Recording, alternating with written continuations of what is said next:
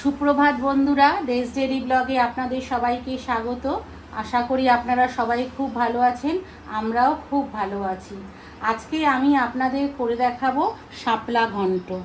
এটা একটা পুরনো দিনের গ্রাম বাংলার রেসিপি। আমি প্রথমেই শাপলাটা ধুয়ে এরকম ছোট ছোট টুকরো করে নিয়েছি। আর লাগবে পেঁয়াজ কুচি, রসুন, কিছুটা পরিমাণে চিংড়ি মাছ, আর লাগবে পোস্ত আর কিছুটা কালো সর্ষে। তবে চলুন শুরু করা যাক আজকে আমার রেসিপি শাপলা ঘন্ট। আমি প্রথমেই চিংড়ি মাছে কিছুটা পরিমাণে হলুদ আর নুন মাখিয়ে নিলাম।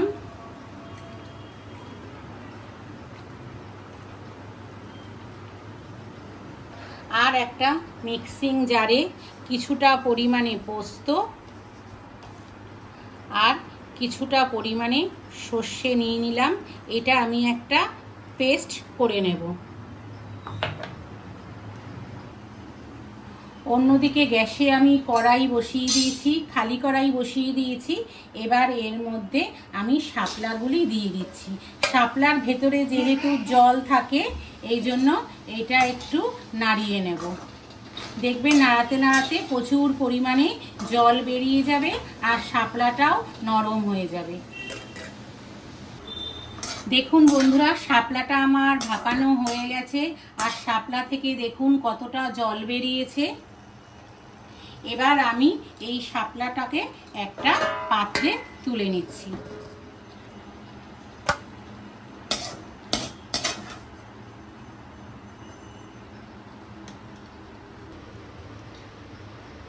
এবার কড়াইয়ে আমি কিছুটা পরিমাণে সর্ষের তেল দিয়ে দিলাম।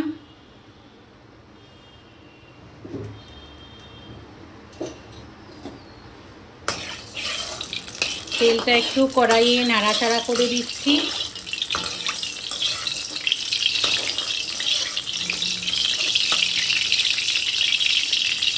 এবার এই তেলে কিছুটা পরিমাণে কালো জিরা ফোড়ন দিয়ে দিলাম। আবারও একটু নাড়াচাড়া করে নিচ্ছি।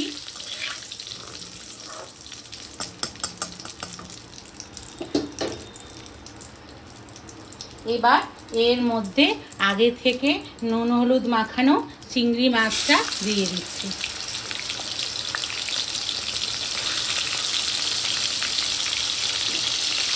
চিংড়ি মাছগুলি ভালো করে ভেজে নেব।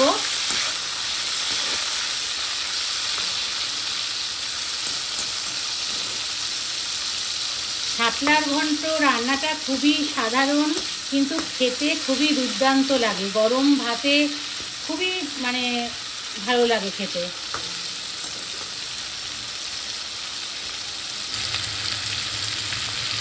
চিংড়ি মাছটা আমার ভাজা ভাজা হয়ে গেছে। এবার এর মধ্যে দিয়ে দিচ্ছি আমি আগে থেকে কুচানো পেঁয়াজ আর রসুন। এটা দিয়েও ভালোভাবে নাড়িয়ে নিচ্ছি।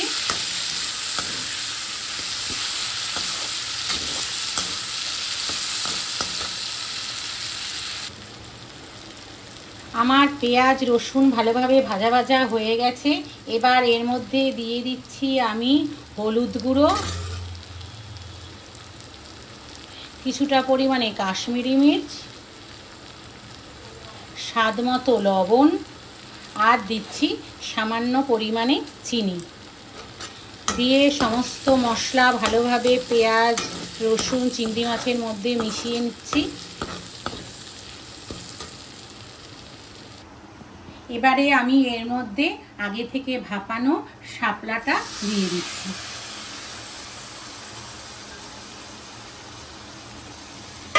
দিয়ে সমস্ত মশলার সাথে ভালোভাবে শাপলাটাকে মিশিয়ে নিচ্ছি।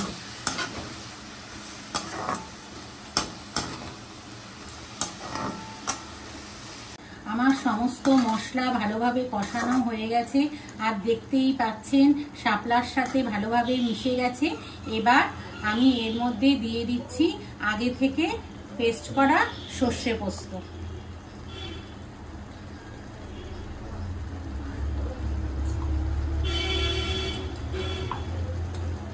এটা দিয়েও ভালোভাবে নাড়িয়ে নিচ্ছি।